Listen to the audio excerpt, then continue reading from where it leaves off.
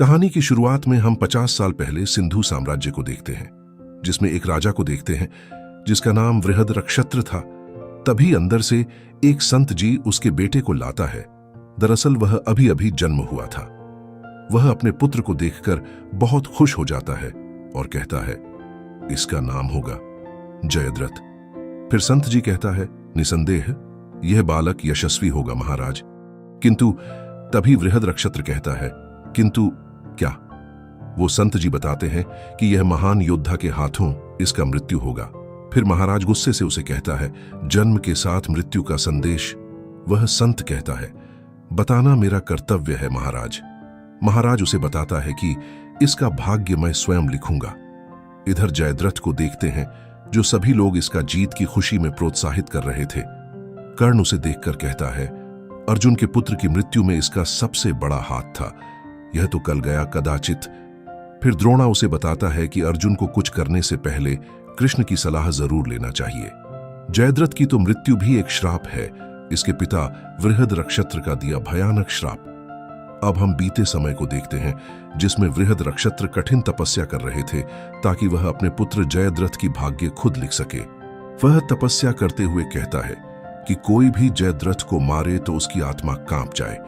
अब फिर से वर्तमान समय को देखते हैं, जिसमें कर्ण द्रोणाचार्य को बता रहा है कि अगर जयद्रथ को अर्जुन ने मारा तो अर्जुन भी नहीं बचेगा। फिर द्रोण कहता है कि मत भूलो कि उसके पास कृष्ण है, उसकी नहीं।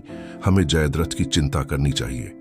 दोनों निर्णय करते हैं कि कल किसी भी हालत में जयद्रथ को बचाना है। अब देखते हैं कुरुक्षेत्र की मैदान को, जिसमें आज युद्ध का 14 दिन था। ऊपर आकाश में सूर्य भी जानता था कि आज युद्ध आर या पार की होगी, इसलिए वो और भी जोर से दहक रहा था। नीचे कुरुक्षेत्र में अभी तो पांडवों ने पिछला चक्रव्यूह भी नहीं समझ पाया था, और उधर द्रोणाचार्य अपने रणनीतियों के साथ तैयार था। अंतर बस इतना था कि पहले वह का चक्रव्यूह किसी को फंसाने के लिए था और अभी का चक्रव्यूह किसी को बचाने के लिए था। सबसे आगे में नारायणी सेना और बीच में कमल के पंखुड़ियां की रचना में और मध्य में सूचीबद्ध, और उसके आगे यादव, कृतवर्मा, वृषसेन, अश्वत्थामा, अग्राज कर्ण जैसे महावीर और युभ के द्वार पर, और स्वयं द्रोणाचार्य। अब द्रोणा को देखते हैं, जिसमें वह अर्जुन को कहता है कि तुम्हारा इच्छा से मैं परिचित हूं अर्जुन, लेकिन तुम मेरी पहेली से अपरिचित, जो तुम इस भूल भुलैया को सुलझाने के लिए पहले मुझे परास्त करना होगा। फिर अर्जुन अपने रथ से उतरकर सीधे उनकी तरफ आगे बढ़ता है। यह देखकर सभी लोग हैरान थे। फिर वह कहता है, सुन लो मेरी चेतावनी।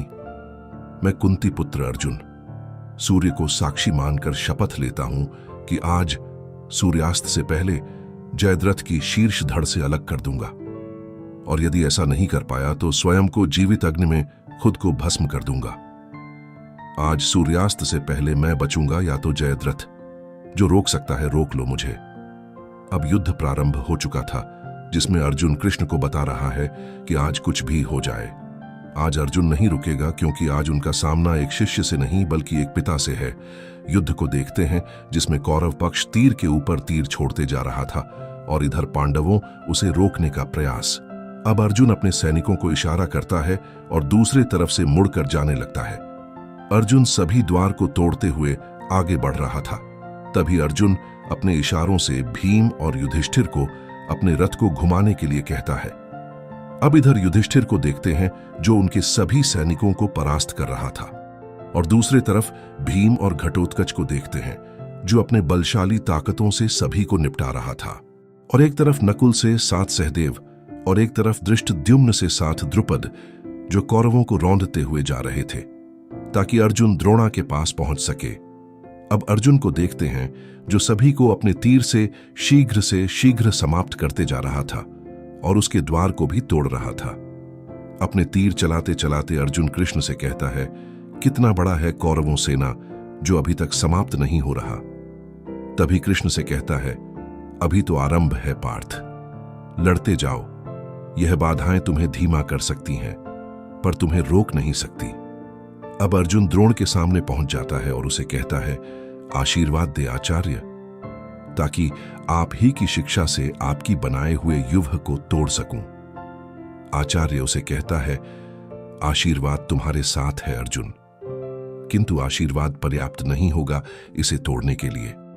इसे तोड़ने के लिए पहले मुझे हराना होगा, और युद्ध कला में मैं तुम्हारा गुरु हूं। फिर अर्जुन द्रोणाचार्य के बीच धुआंधार लड़ाई होती है। उसी बीच अर्जुन सोचता है कि कृष्ण ने उसे समझाया था कि द्रोण के साथ समय बर्बाद मत करो, क्योंकि ना तो तुम उसे मार सकते हो और ना ही वो तुम्हें।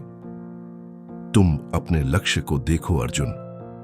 तभी द्रोणाचार्य के किए हुए तीर का जवाब देते हुए अर्जुन ने एक बहुत बड़ा धूल का बवंडर बनाता है और फिर वहां से चला जाता है।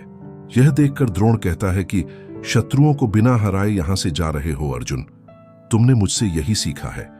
तभी इसका जवाब देते हुए अर्जुन कहता है, मैं वही कर रहा हूं जो आपने सिखाया है आचार्य। लक्ष्य को देखो।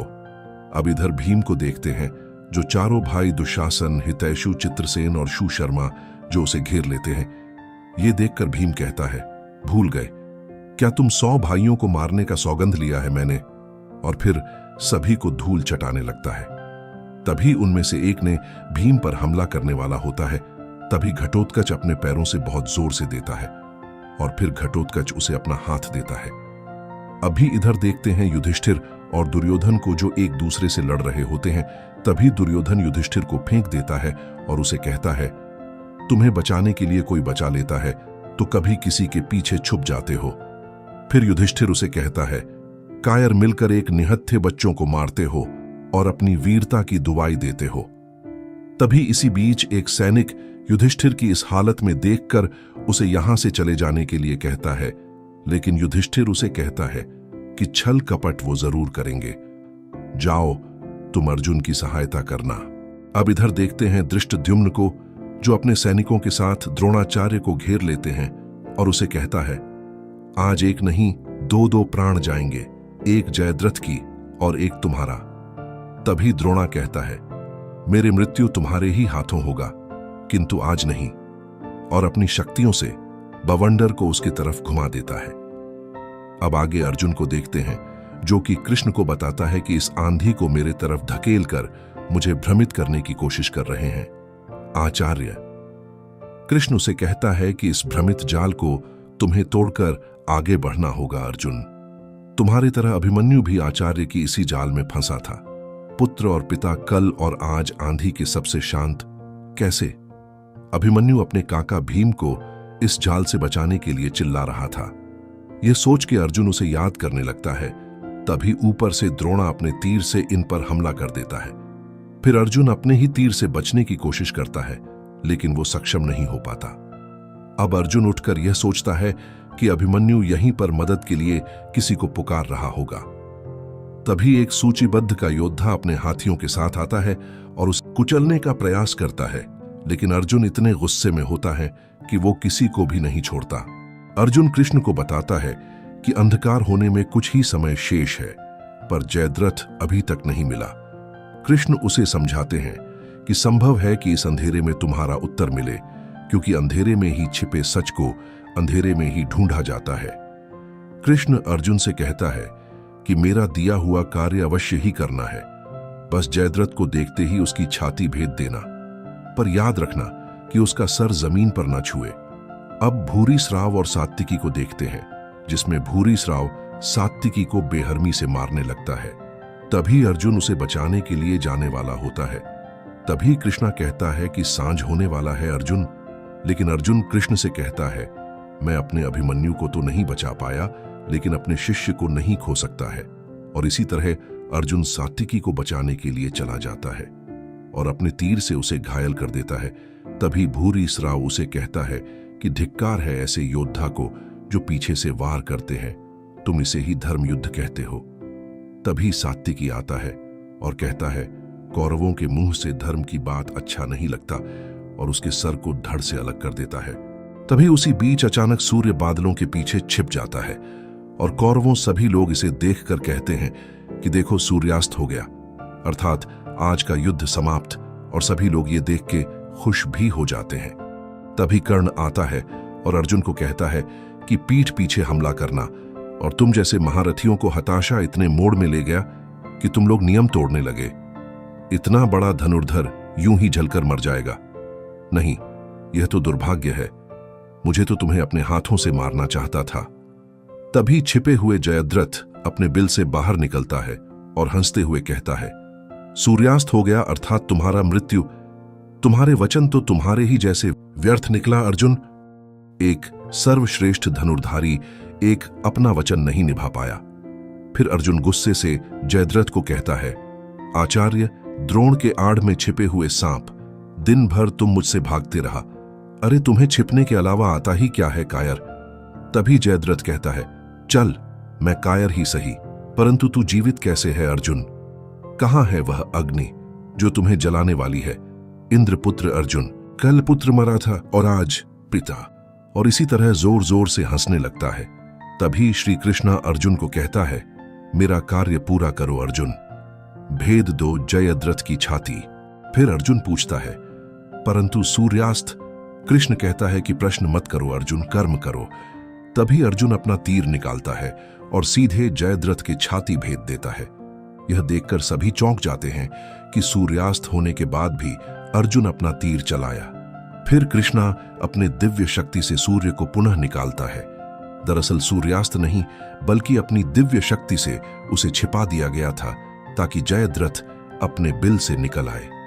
अब जयद्रथ तड़पते हुए कहता है, यदि मैं मरूंगा तो तुम भी मरोगे, क्योंकि मेरा सिर नीचे गिरते ही तो मर जाओगे, क्योंकि पिता के श्राप से कैसे बच पाओगे। फिर कृष्ण के कहने पर पुनः अपना तीर निकालता है और सीधे जयद्रथ के सर से धड़ को अलग कर देता है। कृष्ण अर्जुन दोनों को वृहद रक्षत्र का श्राप पता था कि जिसके भी कारण जयद्रथ का सर जमीन में गिरेगा, उसका शरीर सैकड़ों टुकड़ों में भट जाएगा। बस अर्जुन को बचाने का एक ही तरीका था कि जयद्रथ का शीर्ष उसी गोद में वापस लौटे जहां दशकों पहले जन्म हुआ था। तभी वह शीर्ष संत के सामने फट जाता है। अभी इधर देखते हैं अर्जुन को, जो कि सभी लोग इसका विजय का प्रोत्साहन कर रहे थे। तभी कौरव पक्ष आता है और उनसे कहता है, यहां धरती पर हम जितना भी नियम बना ले, लेकिन दिव्य शक्तियों के आगे हमारे नियमों का क्या मोल। अब कर्ण भी गुस्से से कहता है, यदि यह युद्ध क्षेत्र देवों का खेल का मैदान बन गया है तो अंधकार ही उसका भविष्य होगा। और इसी तरह यह एपिसोड खत्म होता है। अगर वीडियो थोड़ा सा भी अच्छा लगा हो तो हमारे चैनल नेट एक्सप्लेनर को सब्सक्राइब करना ना भूले। मिलते हैं अगले वीडियो में।